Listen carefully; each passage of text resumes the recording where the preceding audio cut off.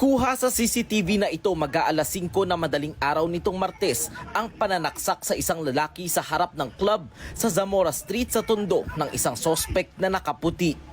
Nag-aatras lang ng motor ang kanyang kaibigan nang siya'y biglang saksakin sa dibdib. Maya-maya pa, tumakbo pabalik sa kanyang mga kaibigan ang biktima na nagkagulo nang malaman ang nangyari. Kinilala ng pulisya ang biktima na si Michael Pangilinan, 24 anyos.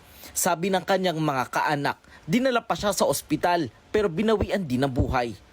Nung na-interview nila yung suspect, ang sinabi niya, yung kanyang kapatid ay binugbog nitong victim. So binalikan niya at saan niyang sinaksak. Naaresto naman ang 22 anyos na sospek na umaming kaya niya nagawa ang krimen matapos umunong bugbugin ng kasamahan ng lalaki ang kanyang kapatid. Nagsisisi umano siya sa kanyang nagawa pero giit niya, dinedepensahan na lang niya ang kanyang kapatid. Nagawa ko lang din po yun dahil po sa nangyari po sa kapatid ko na hindi ko po makita yung na ganun po yung makita ko na basag po yung mukha kaya napasugod po ako doon. Hindi ko po ini-speak yun. Kaya umihingi po ako sa may pamilya po ng nadiskrasya ko po. Nagsisisi po ako. Labis ang pangungulila at paghihinagpis ng nanay pati na rin ng live-in partner ni Michael. Bakit yung anak? Nakita ko yung anak ko, wala ng buhay. Nakatagak muna ng puting kumo. Inakap namin mag-asawa. Talagang hindi ko na-expect na gano'n na mangyayari. Hindi ko umalis yung buhay. Dadatnan ko na rin sa ospital. Patay na, wala na. Patraidor niya sinaksak yung anak ko. Kita-kita ko sa CCTV.